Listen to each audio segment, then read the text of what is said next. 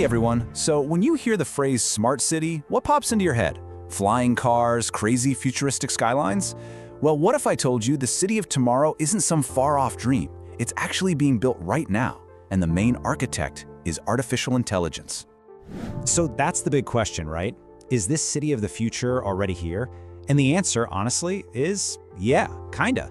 The building blocks, the software, all the big ideas, they're already being rolled out all over the world. So in this explainer, we're gonna dig into what that really looks like right now in 2026. Okay, first things first, let's cut through the noise. Smart city has been a buzzword for ages, but what it actually means has changed a lot. So what are we really talking about today? Here's the 2026 definition. It's all about using this powerful trio: AI, the Internet of Things, all those connected sensors and devices, and renewable energy to manage a city in real time. It's not just about being techie, it's about making our cities more efficient, more sustainable, and way more responsive to what we actually need, second by second. So you might be wondering, how does a city think?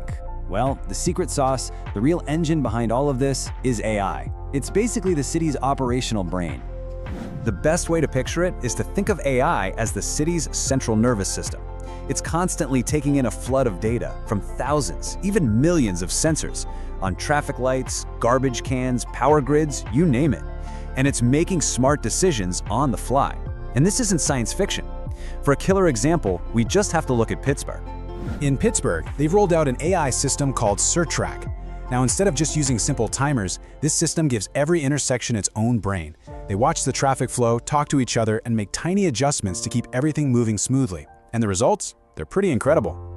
Get this, for people driving through the city, travel times dropped by 25%. I mean, just think about that. That's a quarter of your commute just gone. You get that time back every single day, all thanks to smarter traffic lights.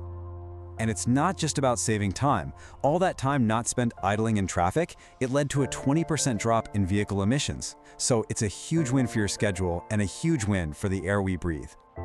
So how do you test these massive citywide ideas without, causing total chaos?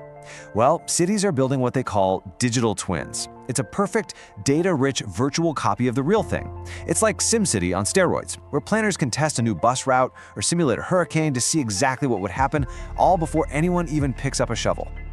Okay, so all that digital intelligence is amazing, but it has to work with the physical world, right? So let's look at the infrastructure itself. The actual bones of the city are getting a massive upgrade.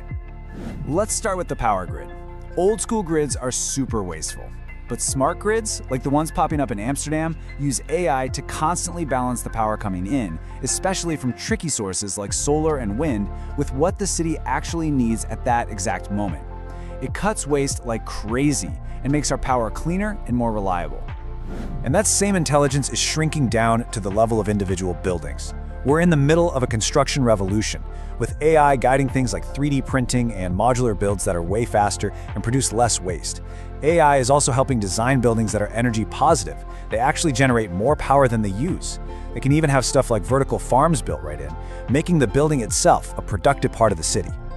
So where is all this cool stuff happening? Because it's not just one or two places messing around with these ideas. This is a truly global movement with some incredibly ambitious projects already underway.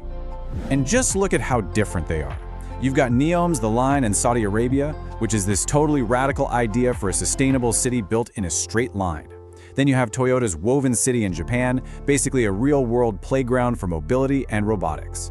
Dubai's going all in on AI in homes and utilities, and Singapore is pouring money into AI to make the whole country more resilient. Every city has its own unique vision. And if you want to understand just how fast this is all moving, check out Woven City. Phase 1 of construction just wrapped up in 2024. By the autumn of 2025, it's opening up as a living lab. Real people are going to move in and test out the next generation of AI, home robotics, and transportation. It's a test bed for the whole planet, happening right now. All right, so we've looked at the what, the how, and the where. But what does all this add up to? What's the big picture here for the future of our cities? The most important takeaway is this. Cities are changing from these static things made of concrete and steel into dynamic, almost living organisms. They're learning to predict what we need, manage their resources with incredible intelligence, and adapt to whatever challenges come their way in real time. And that really just leaves us with one final question to think about. The technology is here, the blueprints are being drawn up as we speak, so it brings the question right back to your doorstep. When you look at your own city or town, what do you think is the smartest thing it could do